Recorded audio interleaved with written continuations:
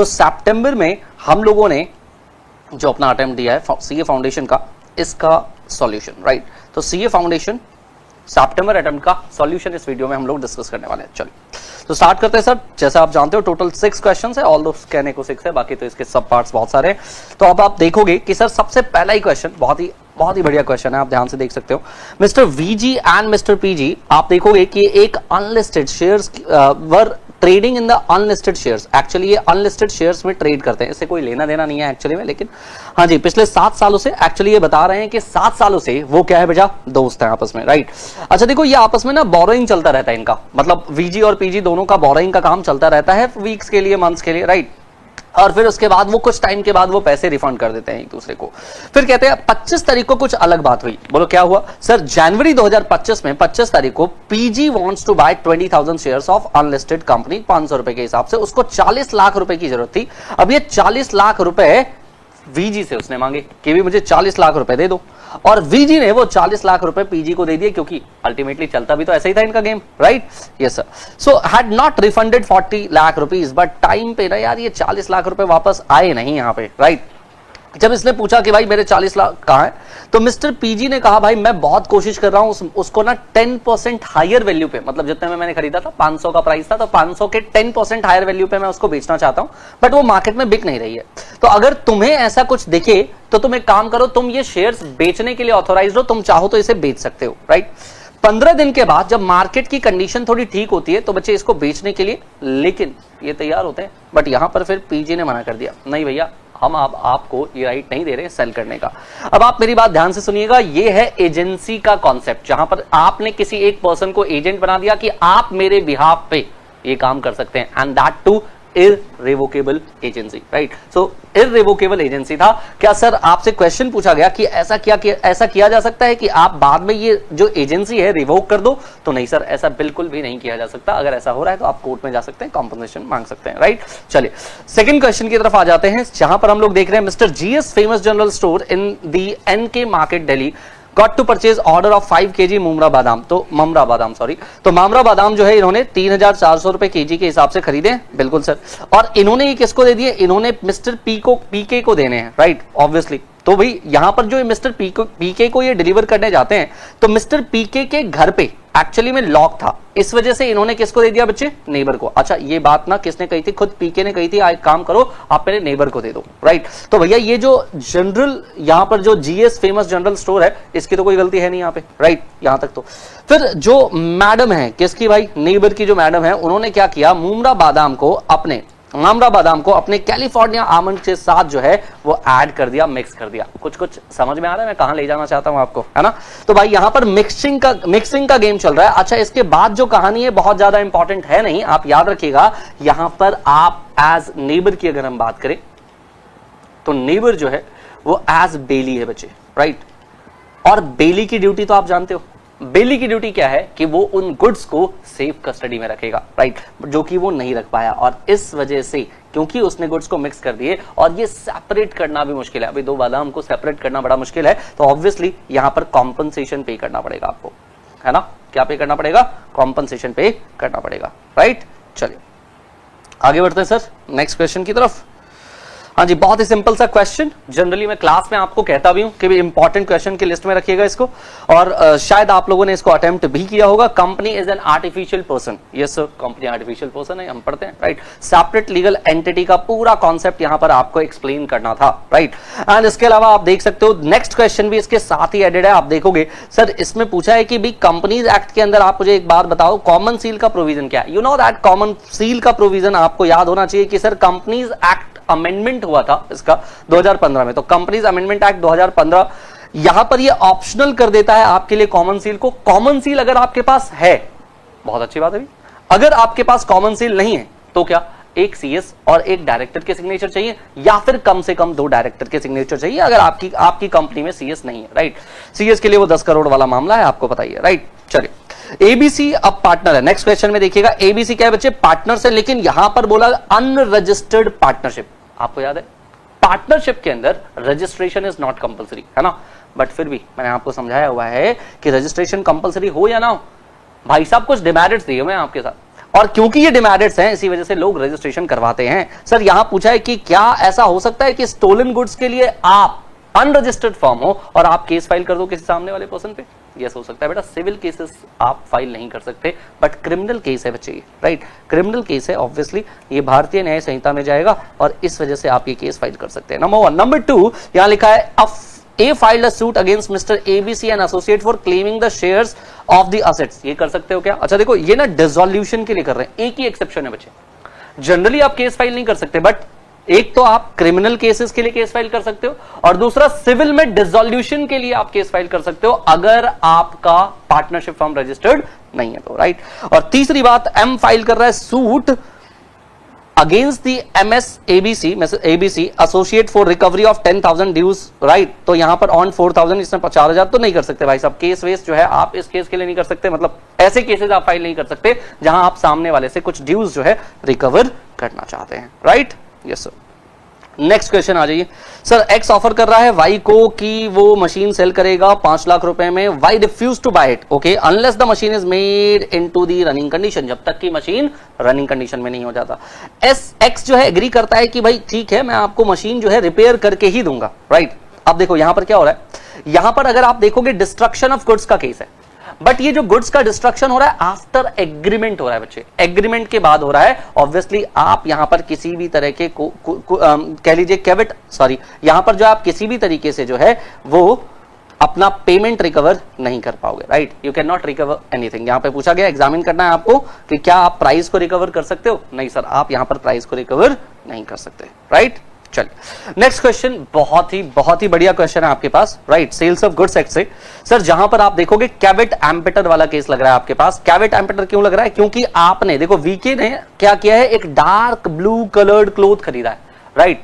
वो मिस्टर पीके को देता है उसको सिलने के लिए, एक्चुअली में उसको ये बताता नहीं है कि ये किस चीज के लिए, राइट।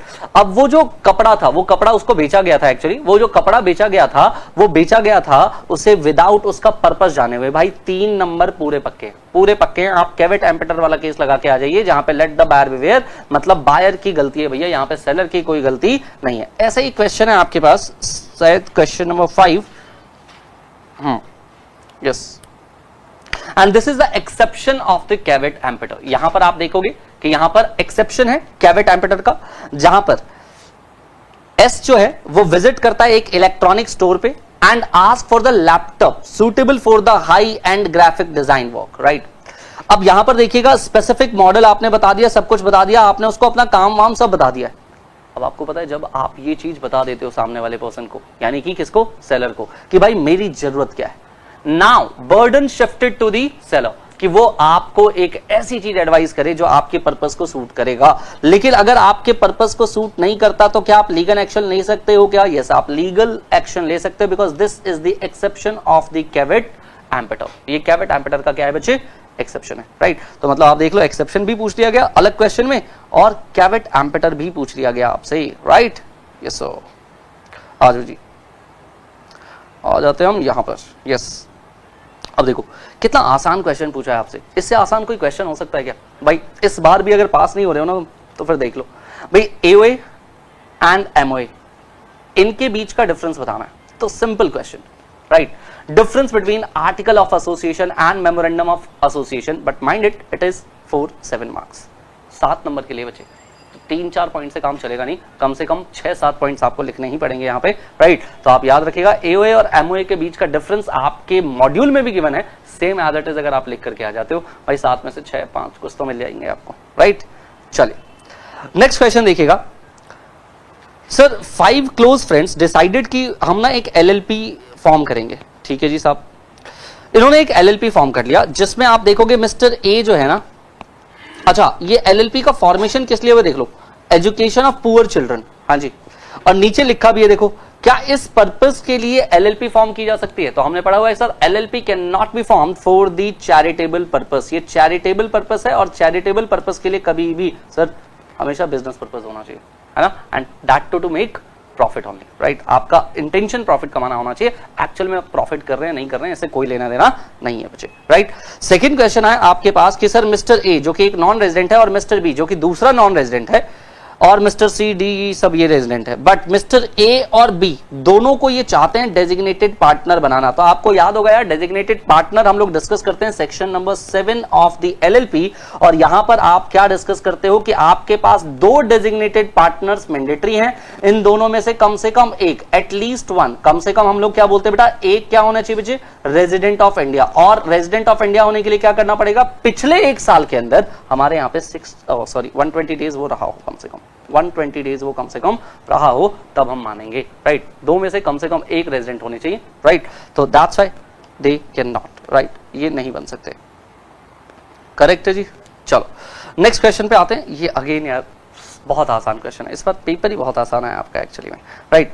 देखिए एक M&M एसोसिएट्स है, वो रजिस्टर्ड इन 1985, 3 पार्टनर्स थे इसके, X, Y एंड Z, और यहां पर क्या होता है 5 जनवरी 2022 को mister x being a senior partner of 75 years old, इसने कहा कि भाई मैं एक काम करता हूं, मैं अपने शेयर्स को ट्रांसफर करना चाहता हूं अपने ग्रैंडसन को जो 17 साल का है, right. Mister Y and Z जो है वो पहले इंटरेस्टेड नहीं थे, लेकिन जब उन्होंने सुना कि वो माइनर है उसके बाद वो इंटरेस्टेड हो जाते हैं, राइट। अच्छा जी, अब वो मेजर हो चुका है, लेकिन इस बंदे ने अभी तक अपना नोटिस नहीं दिया, और ये देखो ये अपना बुक्स ऑफ अकाउंट को क्या करने जा रहा है बच्चे, इंस्पेक्ट करना चाहता है, नंबर 1, राइट। अच्छा एक बंदा है, उसके बाद जब उसने बुक्स ऑफ अकाउंट देखा तो एक बंदा है मिस्टर टी, उसके ऊपर कुछ पैसे थे, राइट, कुछ फीस वगैरह कुछ बकाया थे, इसके लिए वो उसके ऊपर केस फाइल करना चाहता है। अब देखिएगा इसी से रिलेटेड 3 क्वेश्चन है आपके पास। Mr X can retire and introduce Mr S as minor, partner तो नहीं आ सकता बट बेनिफिशियरी आ सकता है क्या, yes, for benefit he can be, right. Then second question है, Mr. S has right to inspect the books of account, क्या इसके पास ये right है कि वो books of account को inspect कर पाए? हाँ भाई, माइनर के पास right होता है कि वो books of account को क्या कर पाए, inspect कर पाए। Whether Mr. S has authority to sue Mr. T on non payment of fees, हाँ जी याद रखिएगा यहां पर ये भी अथॉरिटी आपको मिल जाती है कि नॉन पेमेंट पे आप क्या कर सकते हैं, केस फाइल कर सकते हैं, राइट, यस सर।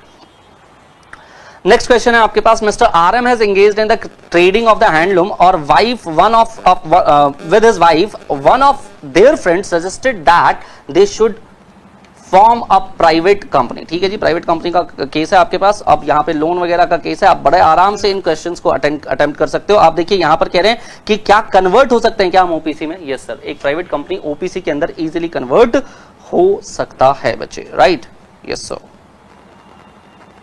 चलिए, बहुत बढ़िया क्वेश्चन है आपके पास 6 नंबर के लिए। मुझे लगा नहीं कि ऐसे क्वेश्चन भी पूछेंगे आपसे 6 मार्क्स में, लेकिन ये पूछा गया है। देखिए एक को श्योरिटी है, श्योरिटी का केस तो आप जानते ही हो, राइट।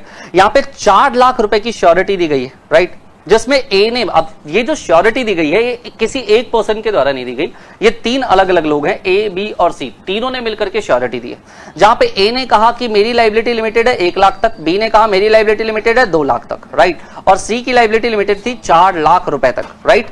अब आप देखिएगा यहां पर लायबिलिटी की जब आप बात करते हो तो लायबिलिटी कितनी आएगी इस केस के अंदर? आपकी लायबिलिटी ए की कितनी आने वाली है? 1 की, राइट, 1 लाख रुपए, और बाकी के 3 लाख रुपए के लिए लायबिलिटी बी और सी की बराबर बराबर आने वाली है, क्योंकि बी की टोटल लायबिलिटी 2 लाख रुपए की है। तो भाई उसमें से हम क्या करेंगे, 1.5 लाख की लायबिलिटी बी की डालेंगे और 1.5 लाख की लायबिलिटी सी की डालेंगे, राइट। अब क्या आपका आंसर चेंज हो जाएगा अगर ये 4 लाख रुपए की जगह 6 लाख का अमाउंट हो? तो यस सर, बिल्कुल आंसर चेंज हो जाएगा। देखो ए की लायबिलिटी तो 1 लाख, बच गए 5 लाख। 5 लाख रुपए में से बी की टोटल लायबिलिटी 2 लाख, क्यों सर 2.5 लाख होनी चाहिए? अरे नहीं बच्चों, इसकी टोटल लायबिलिटी 2 लाख इसलिए क्योंकि लिमिट कितने की है? 2 लाख रुपए की। बी ने क्या बोल रखा है, मैं 2 लाख से ऊपर दूंगा नहीं, तो बाकी 3 लाख कौन देगा? सी देगा सर, इसलिए आपके पास ये आपके पास आंसर होने वाले हैं, राइट। चलो, then again another simple question, बहुत सिंपल क्वेश्चन है। देखिए क्वेश्चन में ये बोला हुआ है कि अगर मान लीजिए कि मिस्टर एक विजिट करता है किसी शोरूम में, याद है आपको शोरूम जाना है, उसने 10 सामान उठाए वहां से, भाई वहां पर जो काउंटर पे पर्सन बैठा हुआ है ना, वो 10 में से 9 सामान को तो बेचने को तैयार है, बट एक सामान को उसने बेचने से मना कर दिया। अब आप बताइए क्या उसके ऊपर आप केस फाइल कर सकते हो क्या? बोले नहीं भाई, ये क्या है, ये इन्विटेशन टू ऑफर है, याद रखिएगा ये इन्विटेशन टू ऑफर है, दिस इज नॉट ऑफर, है ना भाई साहब, ये इन्विटेशन टू ऑफर है, ये ऑफर नहीं है, hence he can deny to sell the goods, right, वो मना कर सकता है आपको गुड्स बेचने से, राइट। चलिए नेक्स्ट क्वेश्चन आता है सर आपके पास, Mr AT completed MTech qualification. ठीक है जी, यहाँ पे इसने एमटेक का क्वालिफिकेशन कंप्लीट कर लिया। He got married with the Priya in November 2022, right, and got an appointment as technical consultant in a very renowned company in USA on 2nd February 2023 and he promised his wife that, अब देखो यहां पर क्या है बच्चे, ये case, अब बताओ यार, ये ऐसे ऐसे केसेस पूछ रहे हैं हमसे, याद आ रहा है आपको सर? यहां पर अगर आप देखोगे तो हमें कौन सा केस याद आ रहा है सर? जहां पर हम लोग देख रहे हैं डोमेस्टिक एग्रीमेंट बना है। कैसा एग्रीमेंट है सर? डोमेस्टिक एग्रीमेंट बना है, राइट? डोमेस्टिक एग्रीमेंट बना है। डायरेक्टली आपने ये क्वेश्चन जो है अपने मेरे साथ पढ़ा हुआ है, राइट? बेल्फर वर्सेस बेल्फर, अगर आपको याद आ रहा हो तो बेल्फर वर्सेस बेल्फर का केस है, राइट? और यही मेंशन करके आना था, बस दैट्स इट, खत्म। आपके पूरे 3 नंबर यहां पक्के हैं, राइट?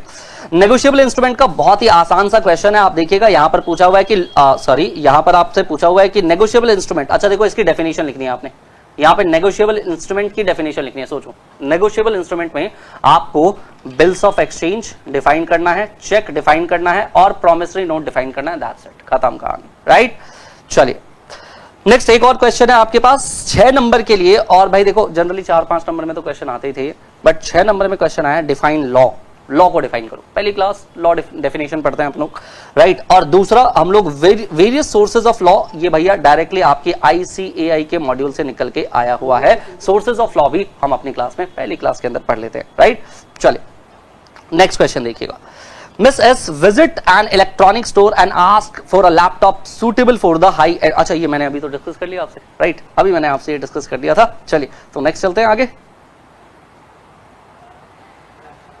चलिए यहां देखिएगा मिस्टर एस के साथ कुछ फाइनेंशियल हार्डशिप है। इस वाइफ सजेस्टेड कि वो अपना गोल्ड लोन वगैरह ले ले, राइट? अब देखिए यहां पर होता क्या है, जिससे इसने गोल्ड लोन लिया है ना, उसको अपना गोल्ड प्लेज करता है। अब यहां पर देखना पाउनर पाउनी का केस आ गया है ना। जैसे ही आप प्लेज करते हो गोल्ड तो वो पाउनर एंड आप कौन है? Pawnee. There shall be what? There shall be what sir? आपके राइट्स हैं। किसके?